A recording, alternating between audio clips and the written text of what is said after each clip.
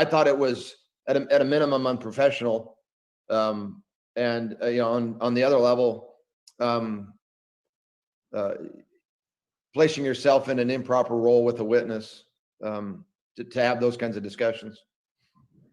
And the improper role you talked about is Mr. Wood, in essence, was turning himself in as a witness in this case, suggesting the theory of the case to a material witness. Is that correct? Well, and not only that, but offering evidence about some of the witnesses, in terms of his interactions with Mr. Daybell, those kinds of things. I just saw no purpose for that, other than to have a discussion with a witness. I also thought it was, and I was in the room. I was part of the discussion. I don't think I had much to say during it all, but there were just it was described as kind of an introductory conversation. We had a similar one with my client, Zulema Pastenis, but that one had more to do with her use immunity agreement and just kind of finalizing those details and getting that signed and things like that. But this was, just want to take a chance to say hi and things like that, which I get. It's important to know the parties, but the conversation didn't go that way. It wasn't like, hi, I'm the prosecutor, this is my deputy, and we're going to be the ones in the room that you're not seeing, listening to the interviews. That kind of stuff I would have expected. But, I've been practicing, and you've not asked me this, I've been practicing for 27 years. It was curious. I hadn't seen anything like it. I was curious about what the purpose of it all was. It was much longer than it needed to be a simple introductory conversation. And there was, like I said, several things in the conversation that were said that made buzzers go off in my head. Okay. I want to lay a little bit of additional foundation in regards to the recording. My understanding is that Mr. Wood had approached you and said, I want to come down to Chandler, Arizona to do a meet and greet with Summer Shiflett and Zulema Pastenis. Is that your recollection? I don't think that's exactly how the conversation went. To be candid, I think it was always in terms of, we are going to come down there. We're going to be interviewing other witnesses. We'd like to speak to your clients. They were interested in speaking to Summer and Zulema and Melanie and Ian. That was the ones they had spoken to me about. It was not a meet and greet. It was an interview. I took it to be a formal, the police are going to be coming, the FBI, the other law enforcement officials are going to be sitting in there with regard to the multiple investigations that are ongoing, to which my clients are directly or tangentially involved. And so it wasn't, Rob Wood, the prosecutor, coming down to meet these people. It was the legal team that was prosecuting this case coming down to conduct interviews in a formal investigation.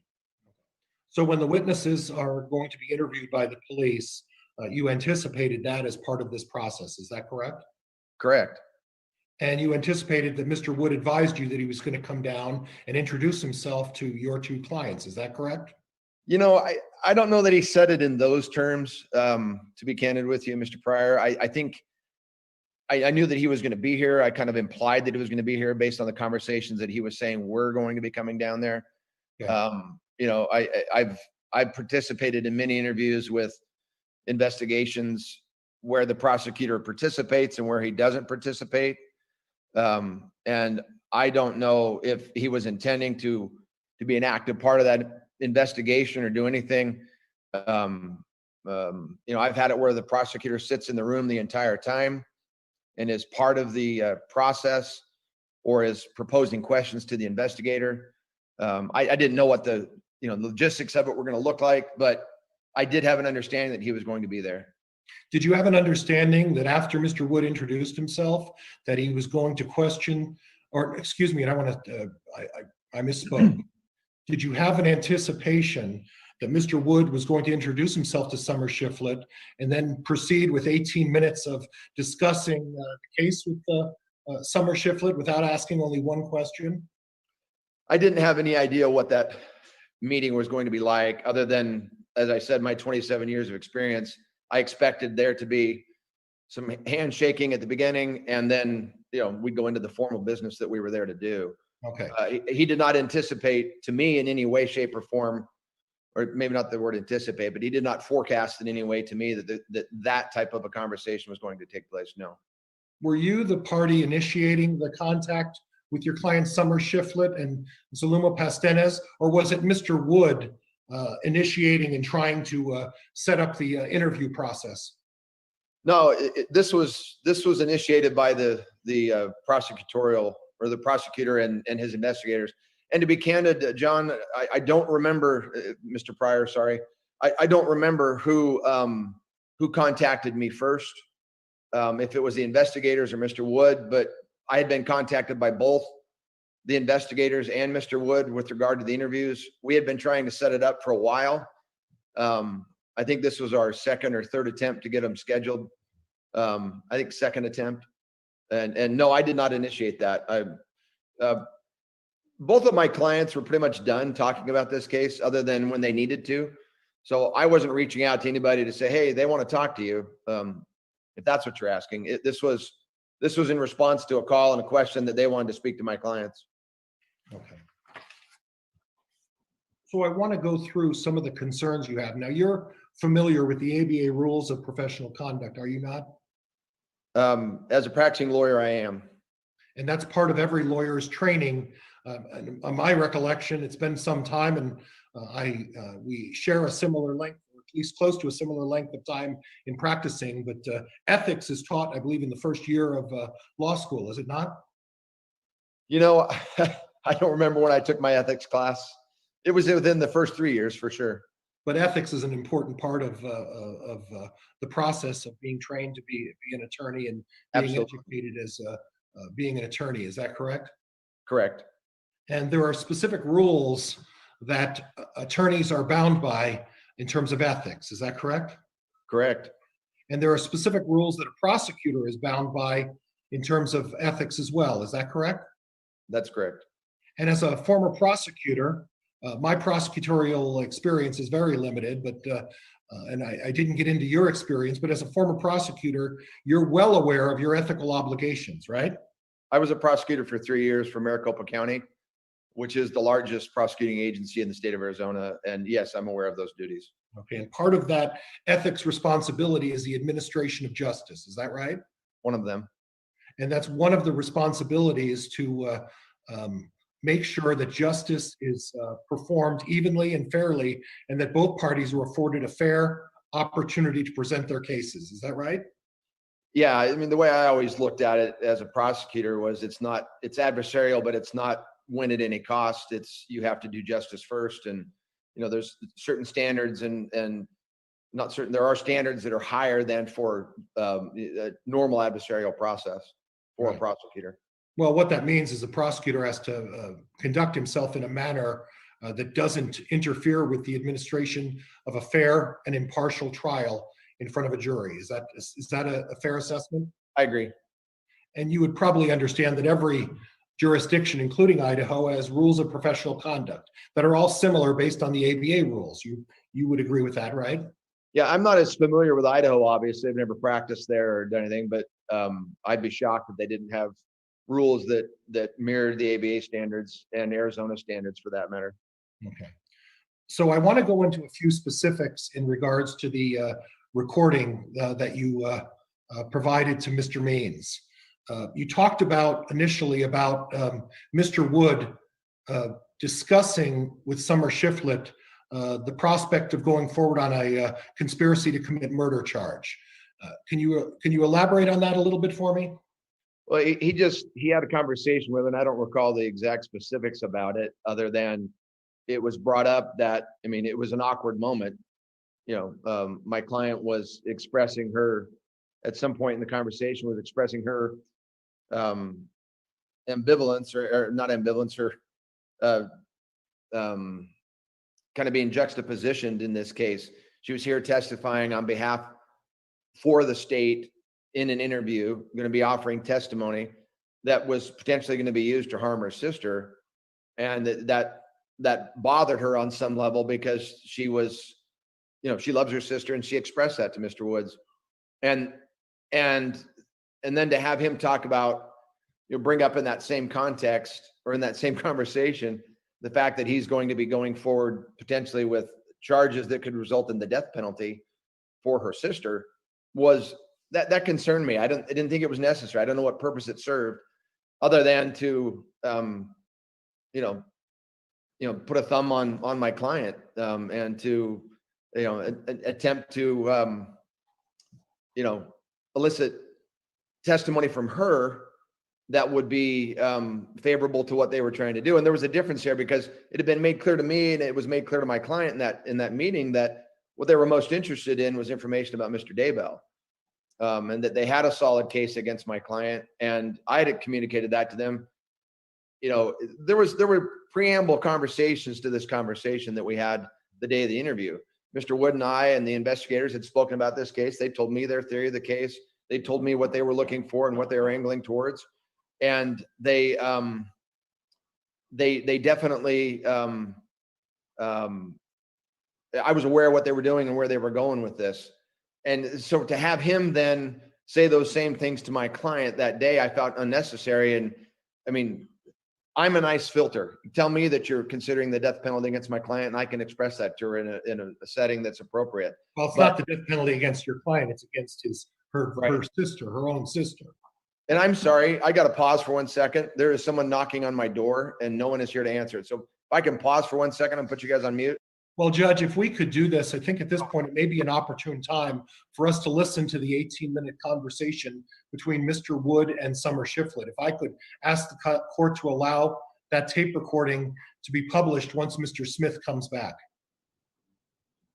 Well, my concern there is we're in the middle of this line of questioning, and I have not provided an opportunity for cross-examination yet. So I'd like to take that up first before we get the request. And it looks like Mr. Smith's already back.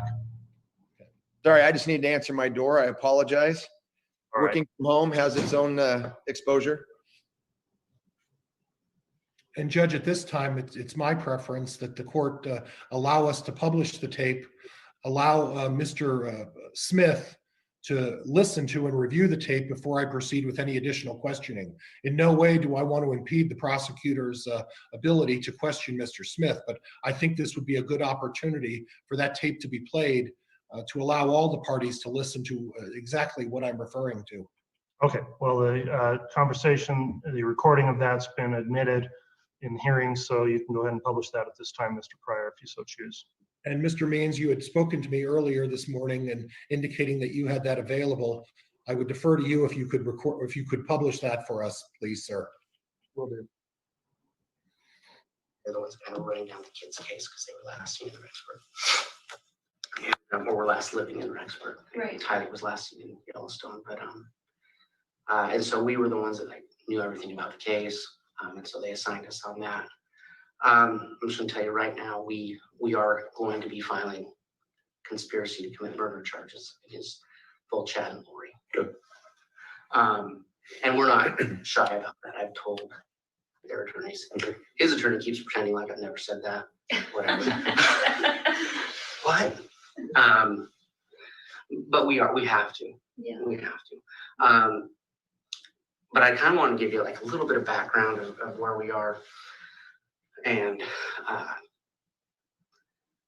kind of our kind of theory of how this ended up where it was. We know that this is not the same Lori everyone else knew. What's so strange to me is everyone we talked to who knew Lori before this, well, she was primary president. She made quilts for these kids. She made everything fun. Mm-hmm. Everyone loved her. She loved everyone. Great mom. Great mom. That's what everyone says. And so the one thing I'm going to kind of ask you to consider is maybe something happened. I don't know what. I don't know if it's psychological. I don't know. I don't know if we'll ever know. But something happened, and I think Colby, the way he said it to me, I think it's it's like the person who's in that jail cell is not my mom, it's someone else. Yeah. The flip side of that is that I shouldn't say the flip side, but I want to be clear. I'm not going to pull any punches on any defendant in this case, right? Like I've got my job to do. Absolutely. But we also want the truth and the whole truth and the context of it. And Chad Daybell is, did you ever meet Chad? So I met him once at a preparing people. I went to one preparing people thing, and my mom and husband and I went to support Lori, and she wanted to support Mel. So we went and met Chad after he talked for like 90 seconds, maybe, if that. And then he called me when Lori got transferred to the Idaho jail. He texted me and said Lori wanted to talk to me. And I was like, yeah. And then the second I hung up with her, he called me to ask me about bail for Lori. So I've talked to him maybe 3 times briefly on the phone, never a long extended conversation. But the first thing he said to me when he called me was that he said, Lori hasn't told me very much about the kids, so there's not really much I can tell you about it. Right, of course you said that. Well, welcome to Chad Daybell. So what I want to I have my own opinions formed of him. I bet you do. Yeah. He's highly manipulative. Yeah, I see that. I'm not going to say he's highly intelligent, but you don't have to be highly intelligent to be highly manipulative. Absolutely. He is extremely manipulative, and I want to. Your sister manipulated him in some ways too, but the context for everything that happened came from Chad. Absolutely. And unfortunately, we have enough evidence to prosecute him, and we are. The case against your sister is stronger, but I kind of want to give you that background. That's kind of the context we see this as. Like, this guy came in here, and again, I'm not making excuses for anyone, but kind of blew up this situation. And he did not care who died, who got hurt. He did not care at all. And the other thing I'm gonna tell you is your sister truly believes that everything she's done has been done in righteousness. I know. And I know I'm kind of using LDS speak. Yeah. It's 100%. That's my that's- interpretation also. Yeah. I think she 100%. She believes it. Every once in a while, you'll see kind of a little crack in like a jail phone call. Or she'll. Well, you've heard our conversations, so you know that I get that she's not fully aware of what she's really done. Right. Yeah. Yeah. I don't think she is. Yeah, I mean, I'm going to say it this way. I think she knows what she's done. She knew enough to lie to us about it. Yeah, but the context under which it was done was this religious,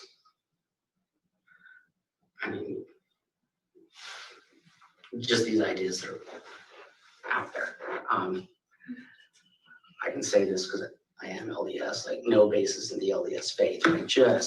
You said it in your phone call to her. So anyway, that's kind of where we're at. And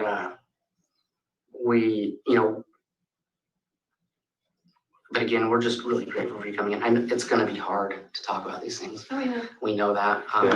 And they're going to be nice. Because obviously, you're not even a person of interest. Yeah, in this. we've had You're that not- conversation. Yeah. Yeah.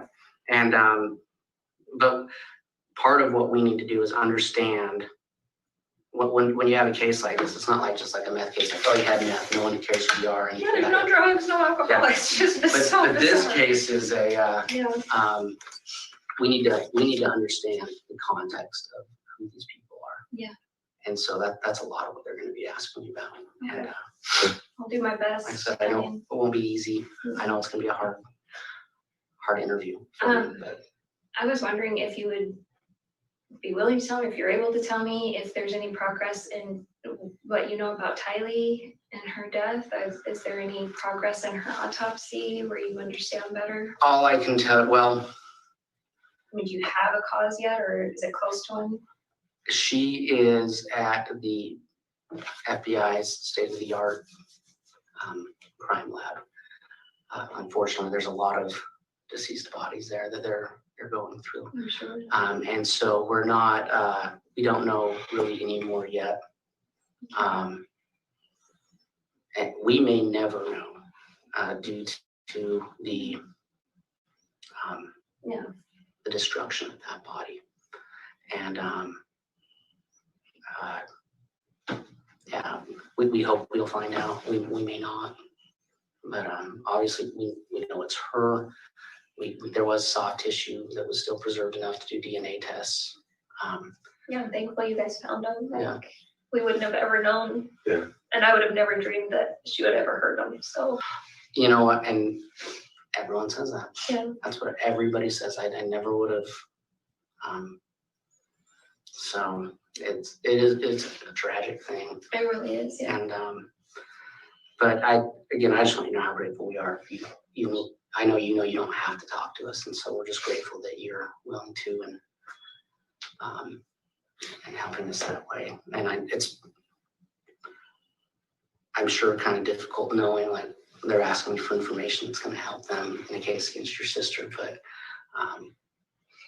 but I guess the thing I want you to know is our whole goal is just justice for these kids, you know. And we, I mean, our hope as it comes to it. Your sister's actually made some overtures. She might be willing to talk to us. I hope she does. I pray for that all the time. We hope she does. Yeah. She actually was talking with Chad about talking to us before we found the bodies, just a few days before, and he talked her out of it, which is too bad. It would have been better for her to tell Yeah, us. sure. Would I have been. agree. I mean, we were actually just finishing up our warrant on the day that she said that. We were just getting ready to go out there, but it would have been, you know, that would have been even better. And he talked her out of it. Yeah. And then the night before, she says to him again, like, hey, what do you think about, you know, and he uses this kind of, I call it spiritual abuse, spiritual manipulation. Yeah. You know, we've all seen that guy in the LDS religion whose wife has to obey him because he has the priesthood type thing. And that's not what he says, but it's the same type of thing. Mhm. Well, I'm the visionary guy, so, you know. Anyway, again, I just wanted to meet with you real quick, introduce myself and Mackenzie. I've obviously seen you. Yes, yeah. Yeah. But I don't take any joy in doing anything that's going to harm her. I don't take joy in her spending her life in prison. There's nothing. Sure. It hurts to think about her being in there. There's nothing good about a case like this. There's right? nothing good about it. Even if you win a case, like Garrett's been in court, like there's cases, you know, as a prosecutor, like you take to trial and you win, and you're like, even at the end, you're like, well, nothing good it's all bad. Yeah. It's all bad. You know? The one thing, you know, I said this to someone the other day who knows your sister, is our goal is sometimes you get a murder and all you have is that murder and you just have to run out and charge it and then kind of put it together. We were able to put them in jail with a high bail and these lower charges and put together a case. And our goal is to have such a strong case that when she has competent counsel, I don't know if you know this, her attorney's never handled a felony before. He has never done any meaningful criminal work at all. And he doesn't know what he's doing. He's a nice guy. Yeah. Otherwise he's lying about me, but he doesn't know what he's doing. And once we file further charges, she will be appointed counsel who will know what they're doing. And our goal is to put together such a case that they're smart enough to say, it's going to be better to talk, you know, and I think we are, and make it easier for everyone, make it easier, especially, you know, for Colby. Like if there's someone who's lost everything, it's him.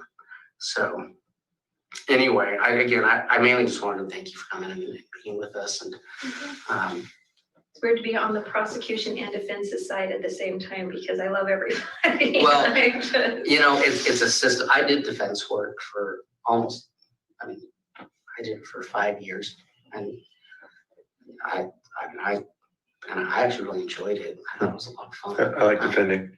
And and I gave me that perspective, right? Like just because someone's committed a crime doesn't mean they're a horrible person.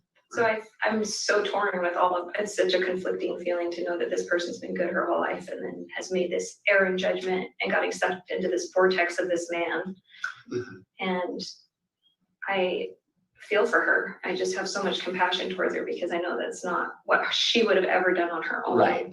And so she has to pay the price for this forever. And I hate that for her. So I'm very conflicted. But I was going to ask you on the concealment, or not the concealment, but on the conspiracy to commit murder, what's the weight of that in terms of jail time? Is that a death penalty thing, or It is a death penalty case now. are you planning to ask for that for them, or do you not? We know sure yet? hope we don't. A lot of that will depend on her. Okay. And it's that's not a decision, or that's a decision we don't make actually until usually after the case is filed. Okay. And I know we have a couple months, because a lot of times you file it, it's out there on the table, and then oftentimes that's a big motivator for people to get together and talk and try and resolve it. And that's what we hope happens. I have no desire to do that. Plus, once you do that, it's endless appeals. Yeah. I don't think the other family wants it at all, because the Prolonged. case just never resolves, Yeah. really, in a way. Just kind of, they appeal this and they appeal that, and it can go on forever. So we're sure hoping not to go down there. No, I'm not saying I won't. If we go to trial, I might, but we haven't made up our minds on that. Okay. But we don't want to. I can tell you that from the bottom of my heart. Knowing her, if she comes out of this state and realizes the weight of it, she may prefer that. Honestly, I think about that all the time with her, just because of what she's been through. I'm just kidding. Well, I know that you know a lot more about Lori than I do, but we have learned a lot about Lori, and there's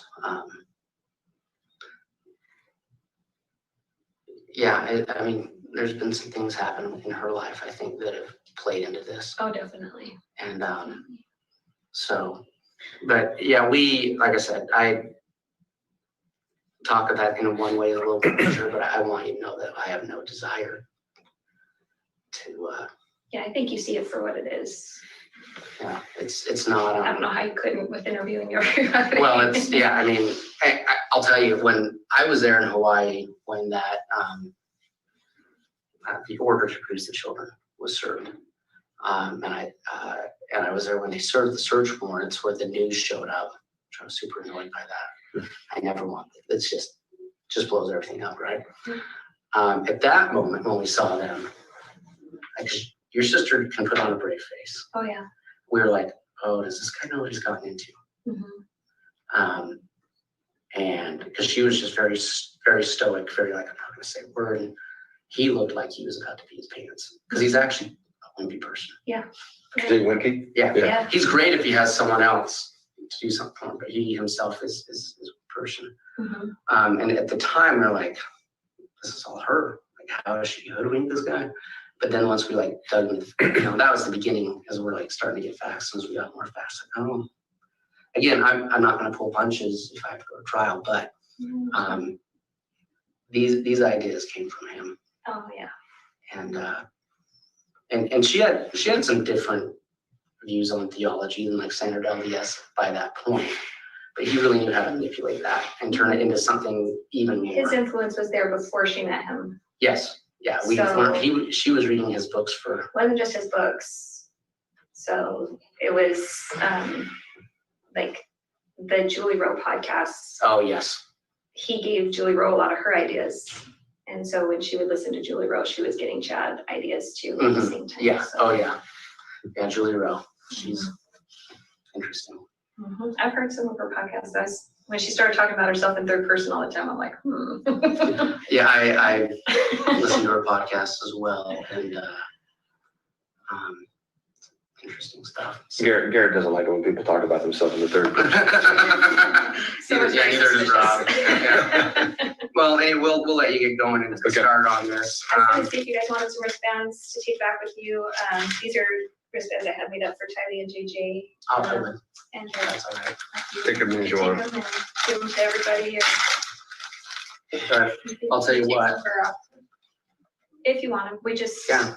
We did a balloon release. They've got a couple of wristbands for, let's see, there's Ron, Ray. You could just take the whole bag with you. It's fine. Just take Oh, it. do you have more than this? Oh, I have plenty. Okay. I had hundreds You of them. can't order less than 100, so you know. And I made up hundreds for, I started off just doing them for Tylee and JJ's friends and teachers. We wear ours all the time, so just keep them close. Thank you. Yeah. You guys. Sorry. That's all right. It's okay. You've been in it. It's an emotional thing. You know, it's interesting how you can, in Rexford, those kids won't get very long. But there are kids, Yeah. Yeah. and Anytime there's kids involved, Yeah. it's not okay. so, thank you. There's Yes. not a one among us that doesn't want to protect the kids, Right. Yeah. for Yeah. sure. All right, well, I'll text Nathan. If you need, I don't know how long this, if we want to, we probably stay on top of days and days. We obviously don't have that. Any breaks you need, anything? Yeah, I'll run it. You bet. Yeah. I told him she's got questions, needs to ask me or needs to use the bathroom, or we'll shut it down and do all that. So. Oh, I'm on the wrong phone.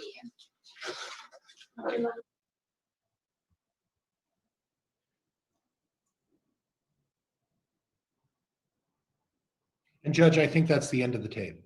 Okay, thank you. And just so the record's clear, that was Exhibit 2 that was published. So Mr. Pryor, you can proceed with your, or continue with your direct examination. And Mr. Smith, are you still there? Yes. So Mr. Smith, I've had an opportunity to listen to the tape several times and again, listened to it today. Is it your position that Mr. Wood was trying to influence Ms. Shiflett to testify in a particular manner? I don't know what he was trying to do. I mean, I can't think of any other reason why he'd be doing that than for that purpose. Well, that's what the question is can you come up with any conceivable idea as to why Mr. Wood would do that, other than the fact that he was trying to coerce, intimidate, or manipulate a material witness in a criminal case? Yeah, I other than for the purposes he stated, just to get to know them. But like I said, that was much, much more than that. It wasn't a simple meet and greet. That conversation had a lot more elements to it than that. Well, and I want to go over a few of those elements, and I don't want to drag this on, but Yeah. some of the elements that I want to go into is that Mr. Wood made reference to LDS speak and righteousness, invoking his religious beliefs to Ms. Shiflett. You would agree with me that knowing Ms. Shiflett, that would influence her in a certain way, right? Yes. And you would agree with me that Mr. Wood, being a former bishop of his church, invoking LDS speak and his religious beliefs, would have an impact on Ms. Shiflett. You'd agree with that then, correct? Again, religion's very important to Summer, and her membership in the church is very significant to her. And that kind of a correlation was unnecessary in my mind to make that. Everybody knew that Rob was LDS and that he was Mormon, and I don't know if Summer knew that he was a bishop or not, and he didn't say that in this conversation. But again, that whole, hey, we're the same, we're on the same team here. We're, not only it just felt awkward and unprofessional to be talking that way. Well, you're being kind in this case, because it was a little more than awkward. It was completely unprofessional. Wouldn't you agree with that? Well, it was awkward for sure, and as I said, it was unprofessional. All right, and the unprofessional nature is that he invoked his religious beliefs, right? Well, you heard the tape. What he said is there's just that comment about righteousness, and I think when he was talking about the LDS speak, he wasn't necessarily trying to equate so much with Summer as he was with what Chad was doing, but just that whole notion and nature of that coming up was something I probably would have steered clear of. Right.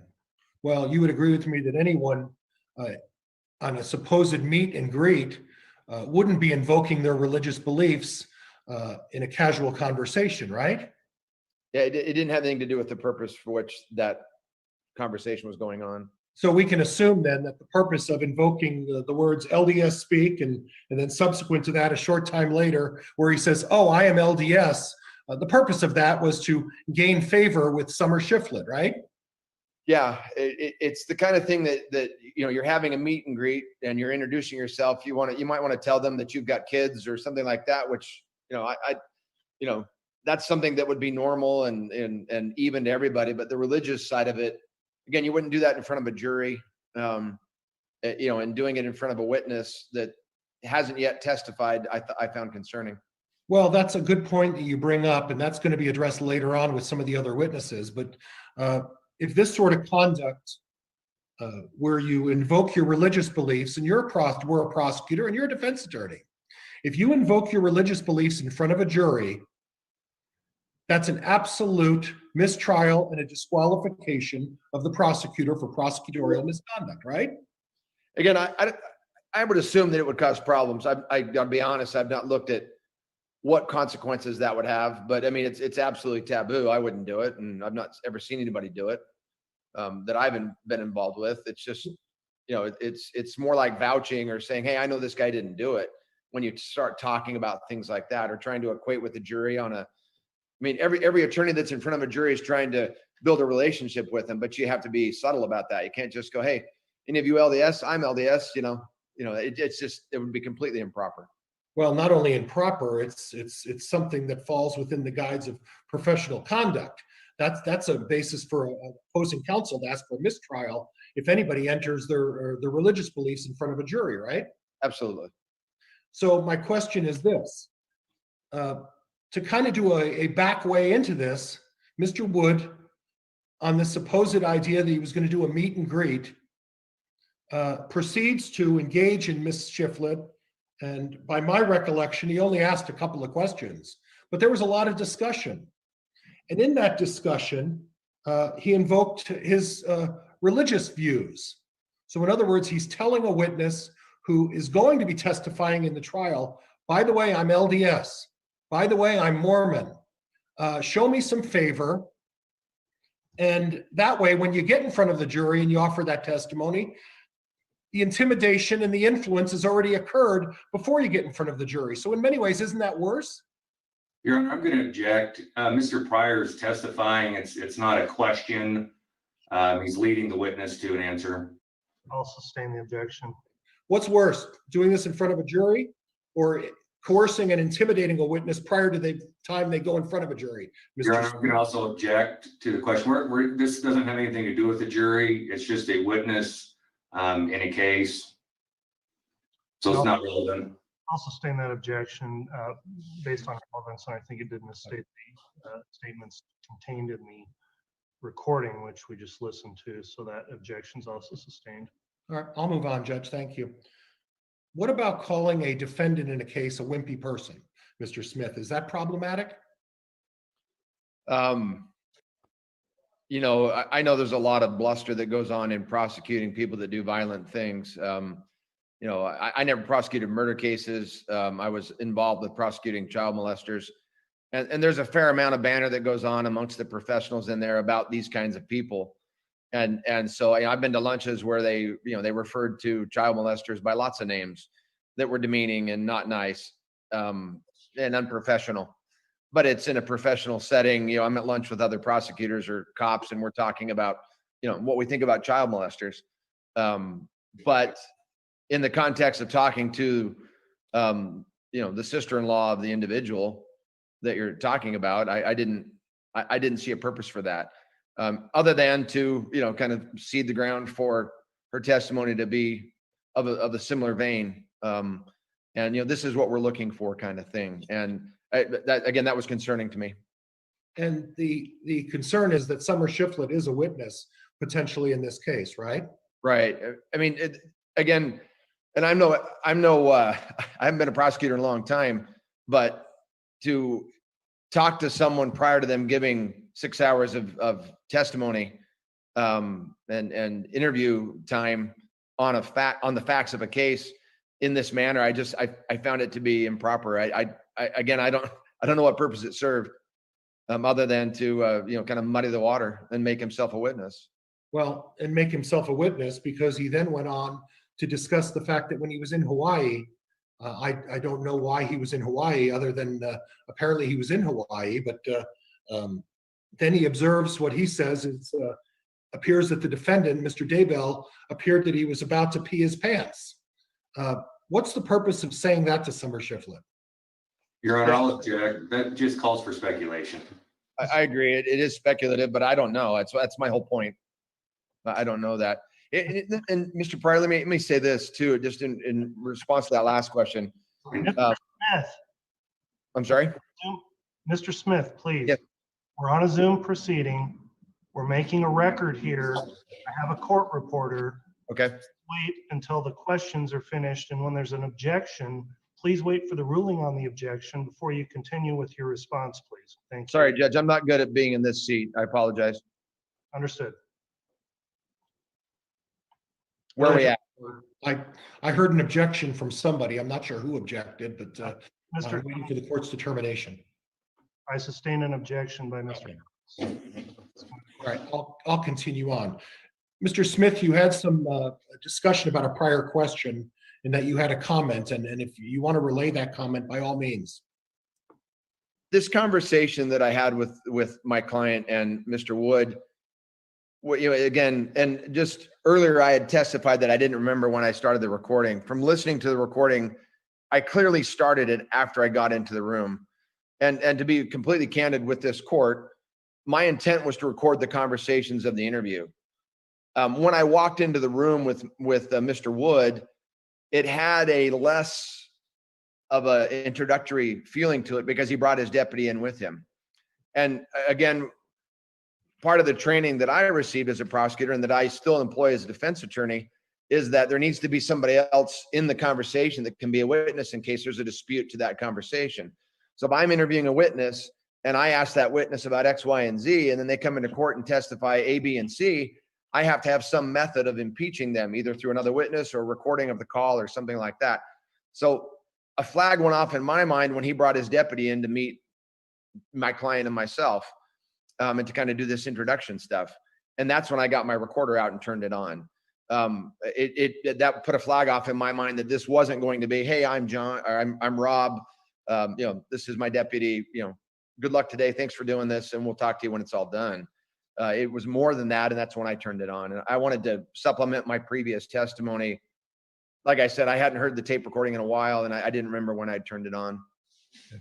And when you make mention of the fact that a flag went off, you're referring to the fact that you felt that there may be some inappropriate discussion going to take place. Is that fair? No, I didn't think it was going to be inappropriate. I thought it was going to be adversarial. Okay. And the fact that he was backing himself up with a witness told me, at least it made my, the flag, the spider senses, whatever you want to call it, the defense instinct, that I needed to be recording this conversation because he's got a witness in here. I need to have my recorder running. I had no idea that the conversation was going to go the direction that it went. And having participated in the conversation, the 18-minute discussion, because this wasn't Mr. Wood questioning Summer Shiflett, was it? No. This discussion was Mr. Wood presenting his case to a witness. Would you agree with that? Yes. And Mr. Wood attempting to influence Summer Shiflett to testify a certain way. Would you agree with that? Again, I don't know what his intents were, but I can't see any other reason to tell her the things that he did other than to steer her in that direction. And when you say steer, you mean influence, do you not? Correct. It's another word for that. Yes. Okay. Judge, I think at this time, I'm done questioning with Mr. Smith. Thank you, Mr. Smith, and I'll defer to the court at this time. All right, thank you. I'll allow cross-examination at this time. Mr. Evans. Your Honor, thank you. Mr. Smith, thank you for being here today. Just a few questions. Where was the recorder at when this was being recorded? It was my phone. It was this phone. And it was either in my hand or it was sitting on the table. I don't remember. I think we were standing for this conversation. I think we never sat down. We were standing in a small ante room off of the entry lobby of the Chandler Police Department. I think I'd set my stuff down on a table and my phone was on top of that. And just so I understand this, Mr. Wood or the law enforcement, they contacted you and you contacted your client and you agreed to this conversation taking place, this meeting taking place? Yes. Mr. Smith, I mean, we're all lawyers. If something gets out of hand, and I know you've done this and we've all done this, but if I'm getting on your client's case, you can say, Evans, time out. Or I'm going to direct my client not to answer that question, or this interview is over, right? Sure. At no time during this meeting did you ever object to any question. Is that correct? Yeah, you know, I was doing what my client wanted to do, which was to participate in this interview. And you got to understand, I wasn't running it, she was running it. I was there as legal counsel, and she wanted to do this interview. She wanted to give testimony. She'd been asked to give testimony in that sense. And so she was going to do that. I didn't want to shut this down, but that doesn't take away the concerns that I had at the time. There also wasn't a forum to go to. You know, if I've got a problem with the question you're asking, I could object to it in a setting, not in this setting. It's not my position here, but there's a judge to go to, or you know, hey, let's table this right now and straighten this out in a deposition or something like that. But it wasn't that type of setting. This was unique. Like I said, I've done this type of setting many times, but to have this kind of conversation was a little bit, oh, we're doing this. Okay. And I didn't know where it was going to go. I knew I was recording it and I could deal with it later. But you could have objected or told your client not to answer or ended the conversation, right? Well, as was said, there wasn't a whole lot of questioning going on. In fact, I don't know there was any questioning other than, you know, a couple of mild questions. It was mostly just conversation from Mr. Wood. I want to talk about the tone. I mean, you hear you guys are joking a little bit throughout when it was discussed at the very beginning that murder charges might be coming on this. You said good, right? You remember that? I don't remember that, but I don't dispute it. Is your client a vulnerable adult by chance? No. Have any medical issues or anything that makes her incompetent to testify? Not that I'm aware of. And then finally, I want to talk about, you made an issue that Mr. Wood started talking about the death penalty or murder charges. I note from the audio, and I don't know, do you have the transcript in front of you, Mr. Smith? No. On page 11, starting in paragraph 5, it's pretty clear that your client was the one that initiated that conversation with Mr. Wood of talk to me about is death penalty on the table? What's going on? I'm going to object at this Yeah, point. you're objectable. Go ahead, John. Hold on.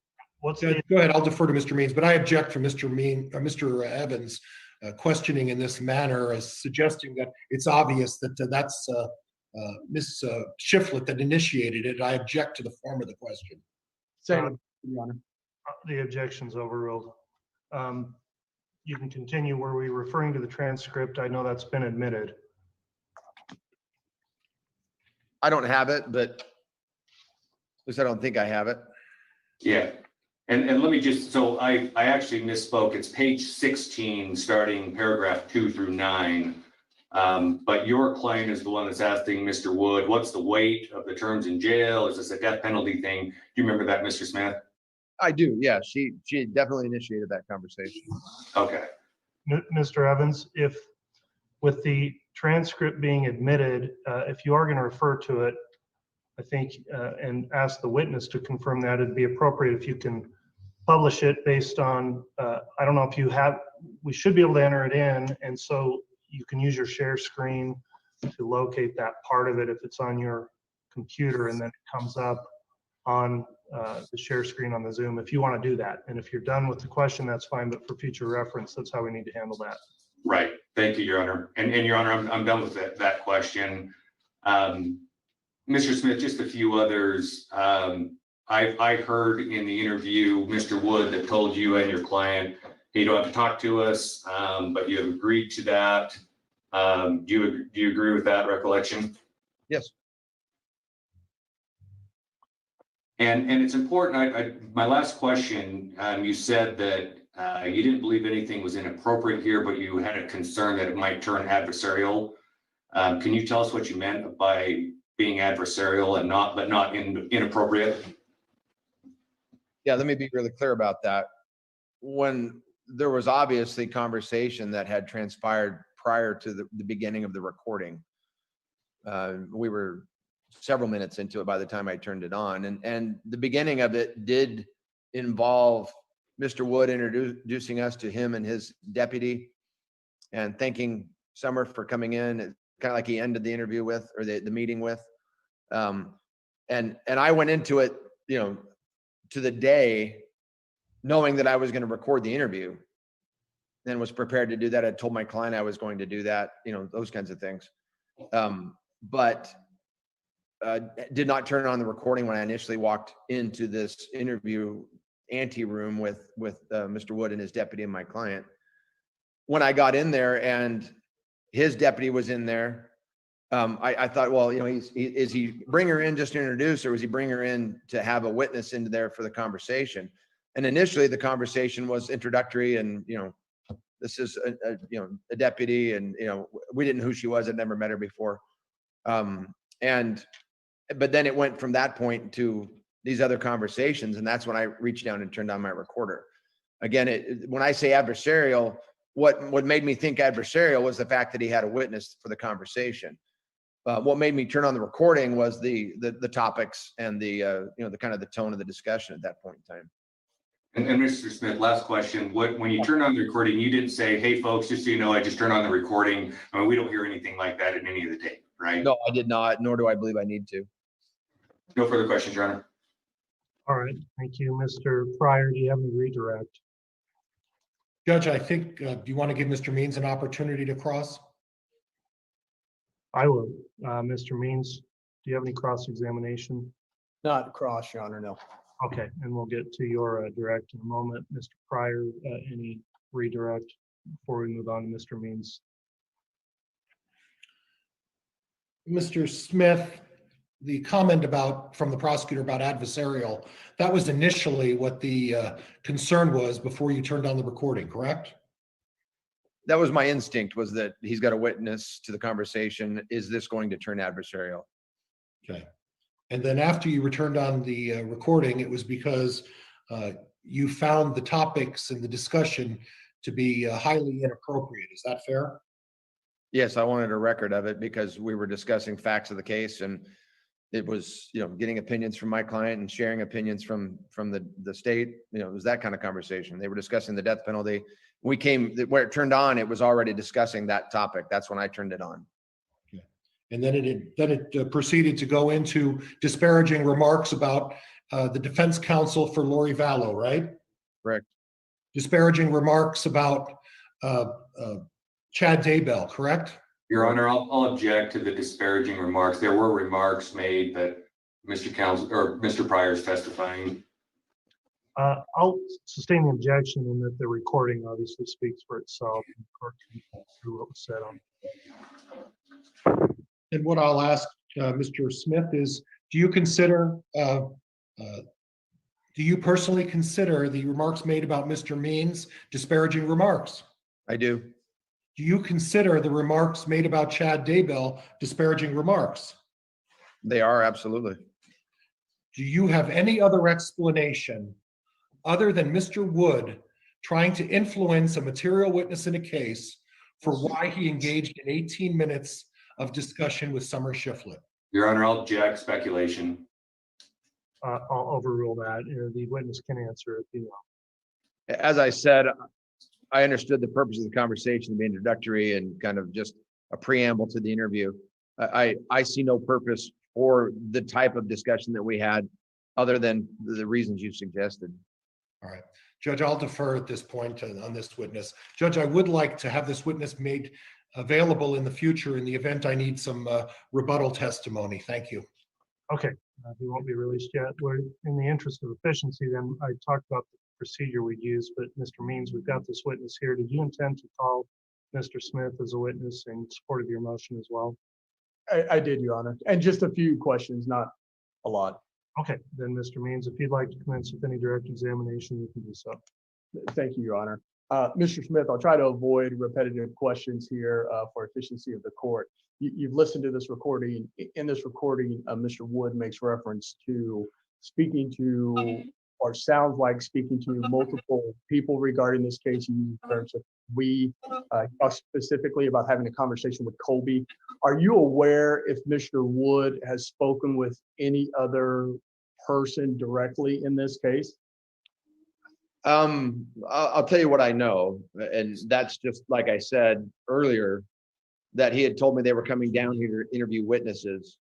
I don't remember that he gave me a list of who he was going to interview, but I mean, I could probably name half the list of the people that he spoke to. He did tell us in his conversations in the interviews, not him, the investigators told us some of the people that they had spoken with. But yeah, I understood he was down here talking to other witnesses about the case, and he may have been down to Arizona one other time. As I indicated earlier, this was, I think, the second setting that they tried to interview my clients in. Okay. Did you have an opportunity to review a pleading filed in this case entitled "The Affidavit of Rob Wood in Support of Objection to Defendant's Motion to Disqualify Prosecuting Attorney and Motion to Extend Time on Motion to Dismiss"? I did. Okay, and this document, Your Honor, is obviously in the file. I'm going to read you paragraph 6 from this affidavit, and I'd like your thoughts on this. It says, "The meeting I attended with Mr. Smith, Mrs. Shiflett, and Ms. Pastinas came about as a result of Ms. Pastinas reaching out to my office and law enforcement through her attorney, Mr. Smith." Would you agree with that description? I don't know if Zulema ever reached out to his office prior to my representation, but I don't believe that I ever reached out on behalf of Zulema to initiate this. My recollection is that they contacted me and said, "We'd like to talk to your witnesses or your clients as witnesses." So would it be your opinion that that is not an accurate statement? That's my recollection. And again, as I said, I don't know if Ms. Pastenis contacted them prior to my representation, but she never told me about that. Okay. Well, it says in the paragraph 6, and I'm sorry, the last portion of the sentence, Ms. Pastinas reaching out to my office, in reference to Mr. Wood prosecutor's office, and law enforcement through her attorney, Mr. Smith. Yeah. So specifically stating it was you that reached out to arrange this meeting. And here's the unique thing in answer to that question, Mr. Means. Here's the unique thing about Ms. Pastenis. Her approach in my representation of her has been to keep her head down and stay out of the limelight and the attention. She's not done any interviews. She's not done any media appearances. She's not agreed to talk to anybody. And the only reason why she agreed to talk to the state is because they wanted to talk to her and they offered her use immunity. And so that's what got us to that point. It was not because she was anxious to talk to anybody, because she was not. Okay. I think Mr. Pryor and Mr. Evans covered a lot of the questions I've covered, but I do have just a few more for you. In listening to this recording and the totality of the statement said, you've already testified that it appeared the motive to be influential of the witness. Would you agree it was attempt to coach as well? The whole conversation, was the problem I have with the whole conversation is that, and I'm not saying that Mr. Wood was in there twisting arms or putting hard pressure on them.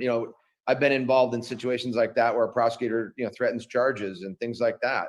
That's the real weight of a prosecutor coming to bear on bringing influence on somebody. It wasn't that type of thing. It was the more subtle, I'm a nice guy, and I'm sure he is. You want to help me, help the state, help the case. And it wasn't necessary. She was already there willing to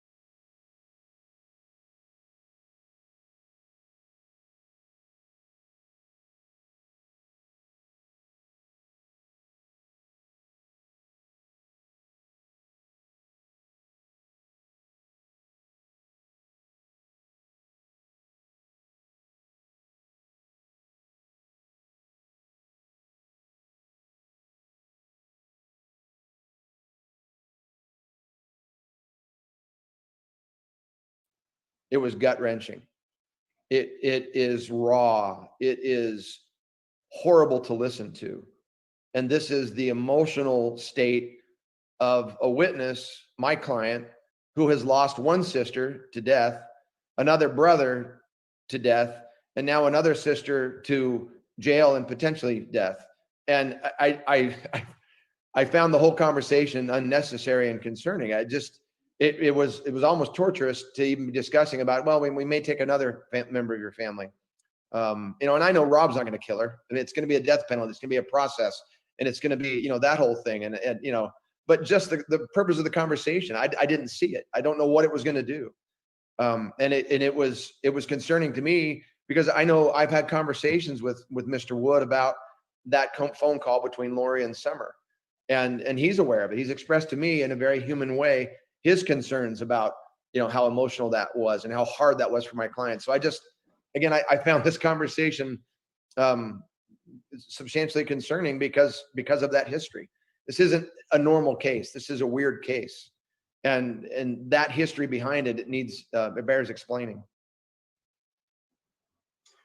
Would you agree that this conversation, again, looking at the totality of the situation and the relationship and the emotional connection in which you have described, would potentially impede a truthful, straightforward testimony from Mrs. Shiflett, given the context of this conversation? Your Honor, I'll object for speculation. Your Honor, I think we have if I may respond. Go ahead. Thank you.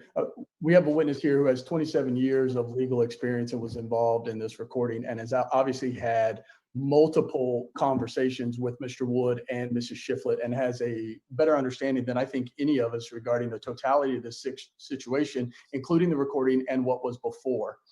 His prior testimony discussing the emotional connection of Summer and Lori, and then having a conversation of death penalty with and religious aspects of these type of things with the prosecutor, I think he's the person in the best position to offer us whether his opinion or not, or whether this might impede Summer's testimony. I think he should be allowed to answer the question, and then the court can weigh it for what it's worth. All right. Well, the question really is whether or not this conversation would impede the witness potentially at some future hearing from offering truthful testimony. I think that does call for speculation, so I'll sustain that objection. Thank you, Your Honor.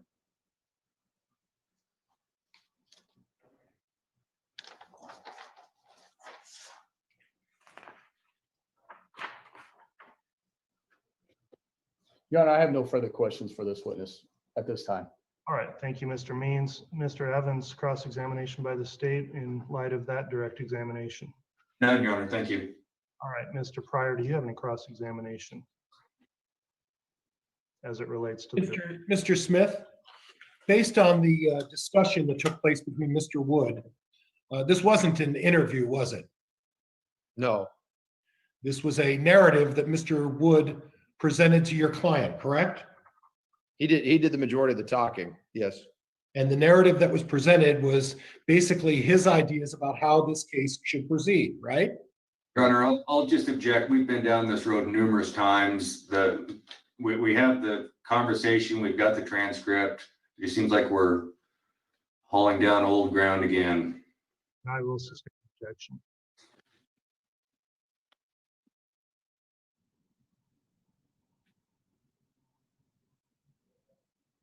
Do you believe the manner in which Mr. Wood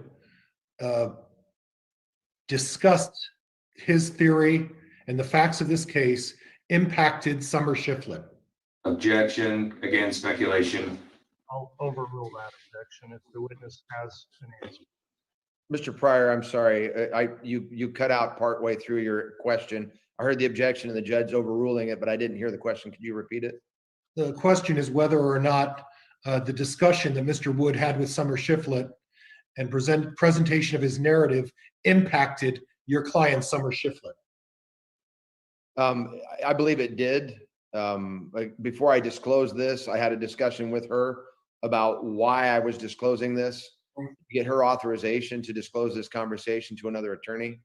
And she was in agreement with me doing that. Okay. All right. No further questions, Judge. Thank you. All right. Thank you. I think that concludes then the testimony of Mr. Smith, Mr. Means, you made some mention that, or Mr. Pryor, I don't recall, that you may want him still available for future testimony in this hearing. Is that correct?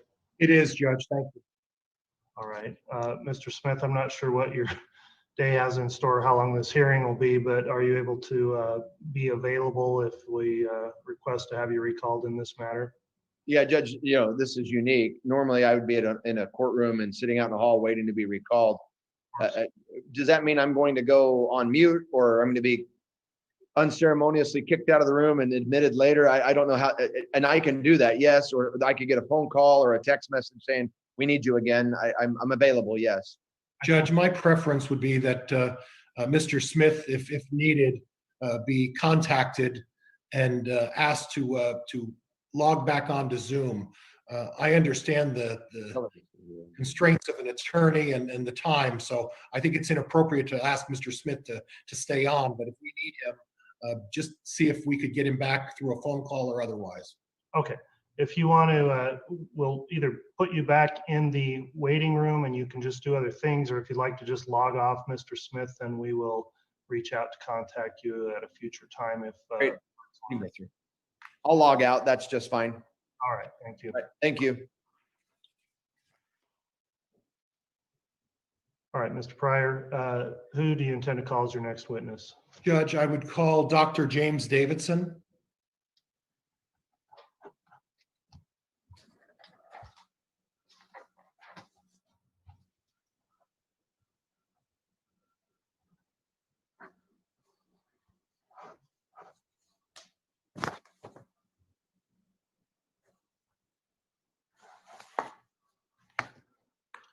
All right, why don't we start then with your examination of Dr. Davidson, and then at some point we will take a mid-morning break, but we can do that here in a little bit unless, Madam Reporter, are you okay, or would you like a break at this time?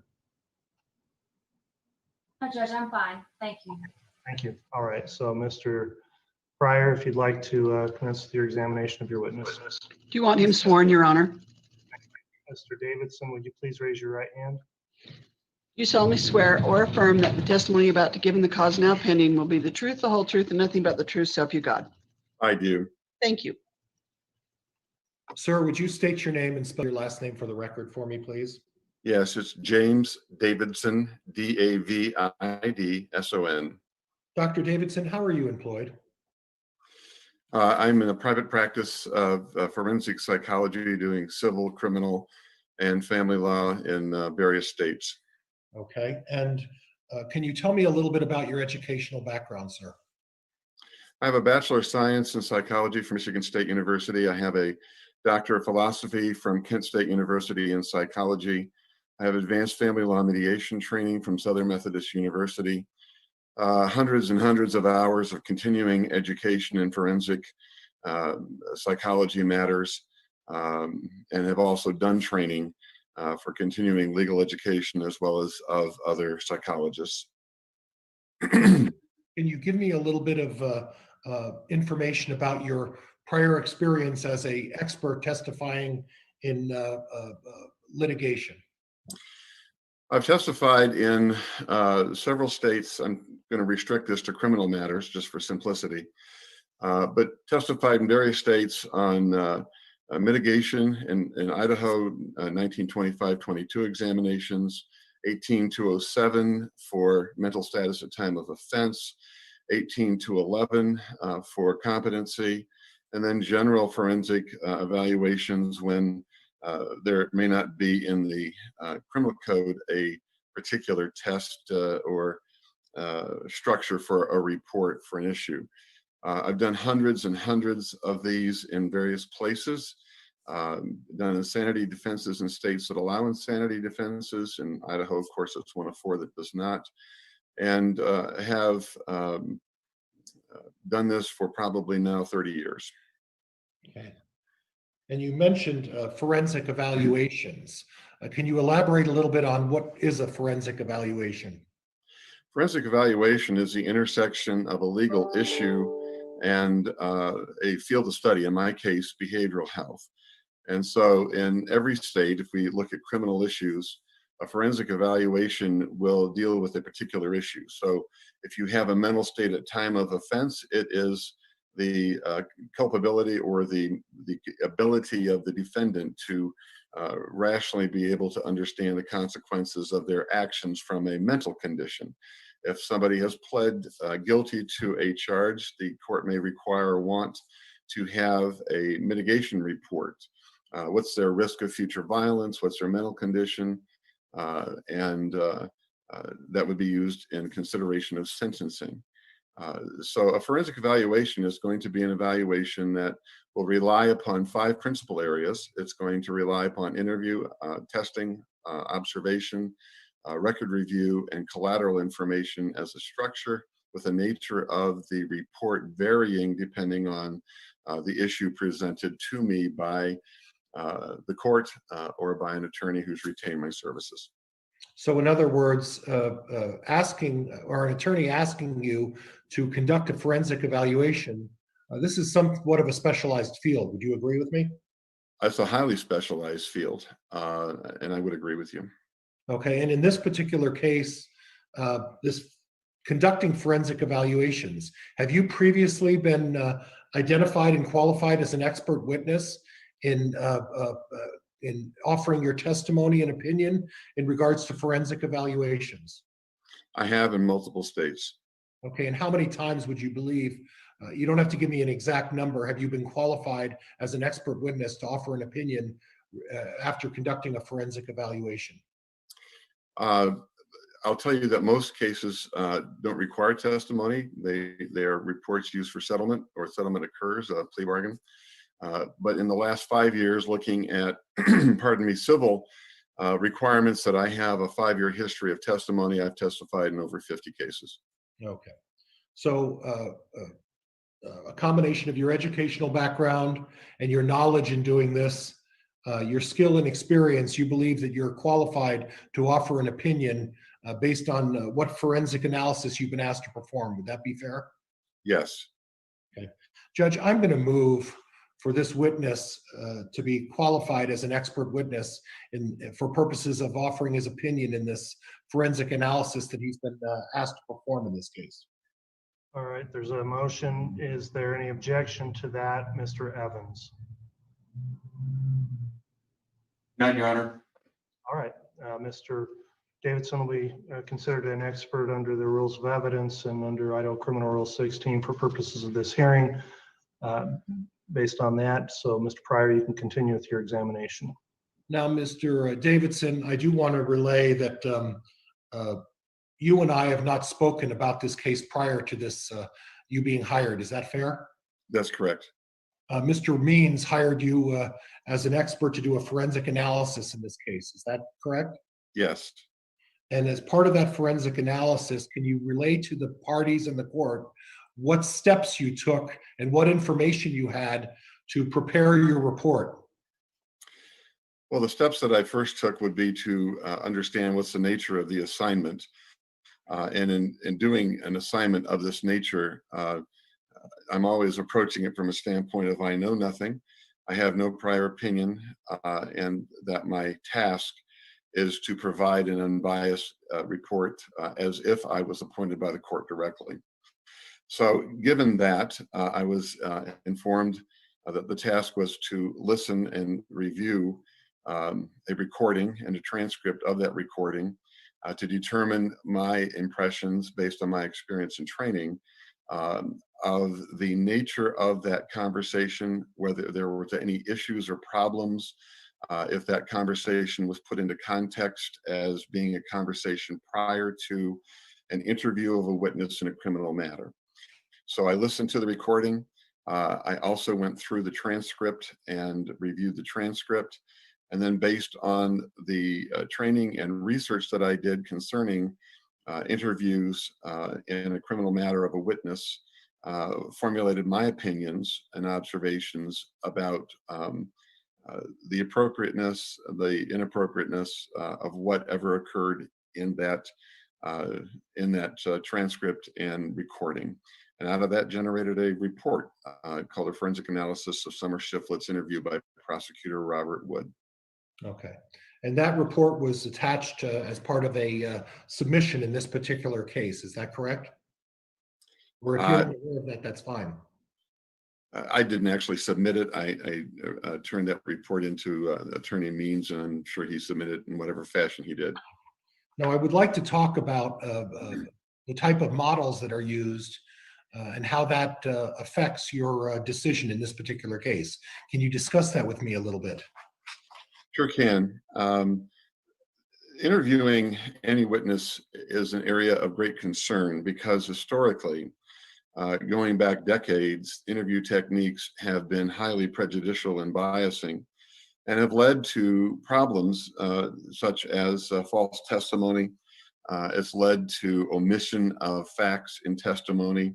And so over the years, internationally, there's been efforts to come up with various models of how to interview a witness to obtain as best as possible untainted, spontaneous information with a really fine grain of detail that would describe what that witness has to offer in testifying about a case.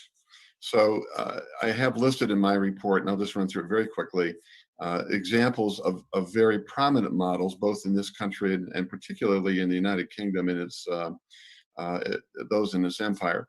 There's the access model, which is an acronym that stands for assess, collect, collate, evaluate, survey, and summarize in interviewing a witness. There is the ABE model, which is in the United Kingdom for interviewing children, achieving best evidence. There's a conversation management model, which is based on the elements of reciprocity, response, and a managed sequence of greeting and orienting the interviewee. There's the peace model, which is used in the United Kingdom and Canada. And the peace model is one that's inquisitorial, but not confrontational or accusatory. And that came about because of issues that they'd had in prior criminal cases of prejudiced and tainted information in high-profile cases. There's the NICHD model. This is a model used particularly when there's allegations of abuse of a child or an adolescent. And it's a model that emphasizes elements that is common to the other models, such as open-ended questions. It emphasizes having a narrative to establish a robust level of testimony from an interviewee. It also establishes the fact that a person is going to offer to tell the truth. There's a Wicklander-Zulawski model, which is particularly used more in business, but it has the same kinds of elements to avoid civil litigation, where there's an emphasis on non-confrontational narrative rather than confrontational and a conversational approach to try to developing information from a witness.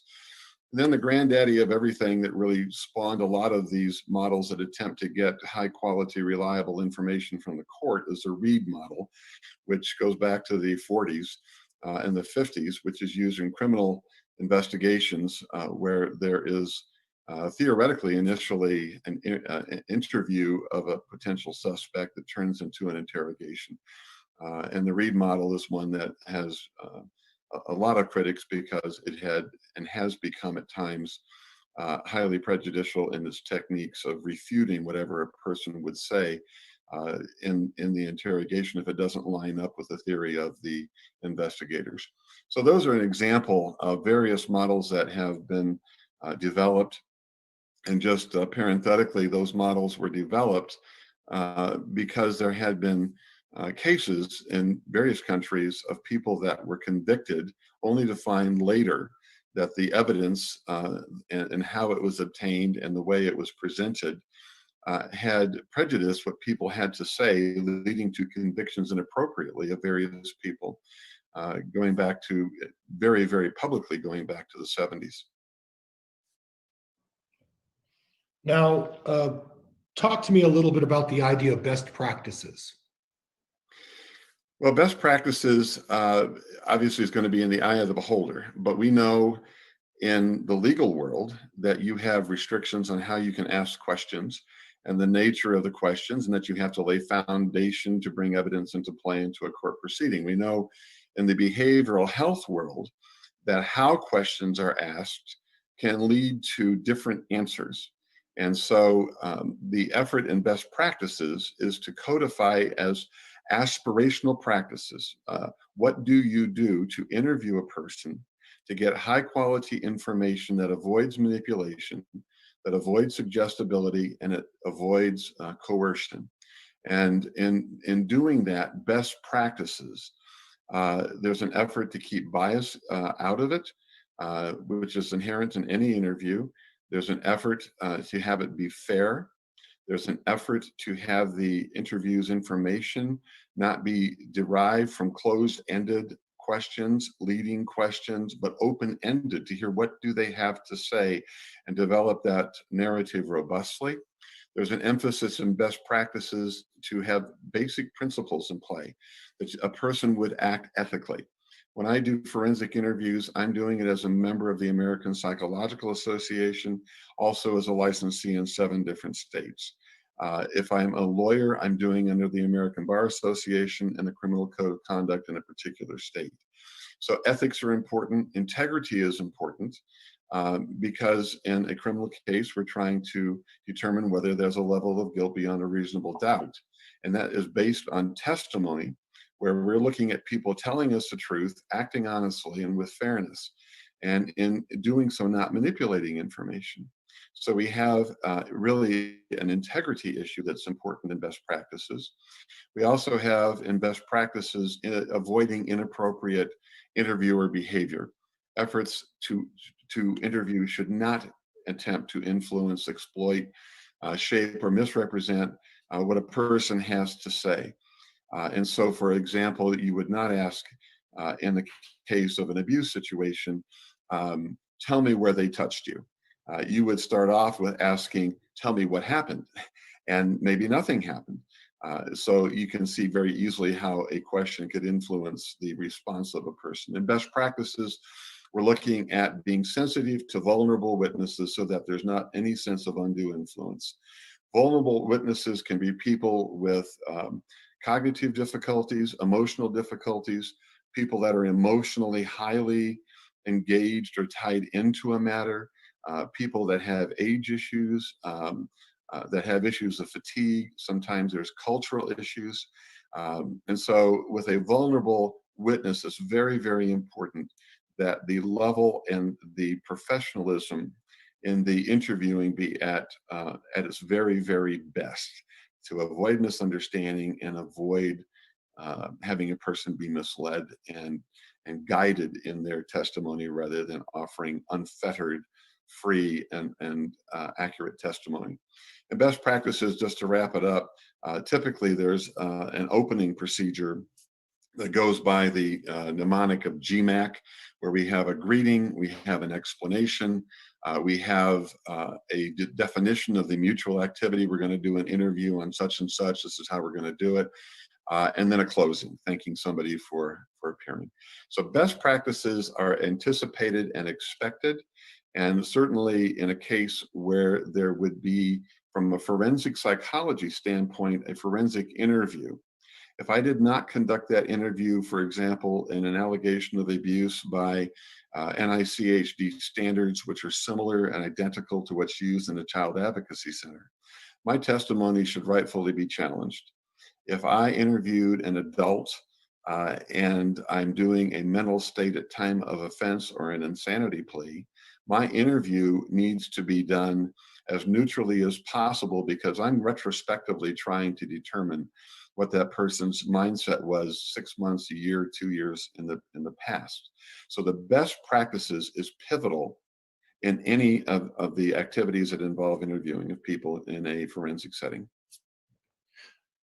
And to follow up on your response, best practices also involves not invoking any bias or feelings or prejudice to someone that you're talking to about a particular case. Is that fair?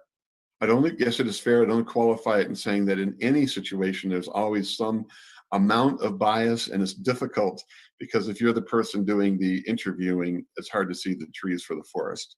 But yes, to minimize bias is critical.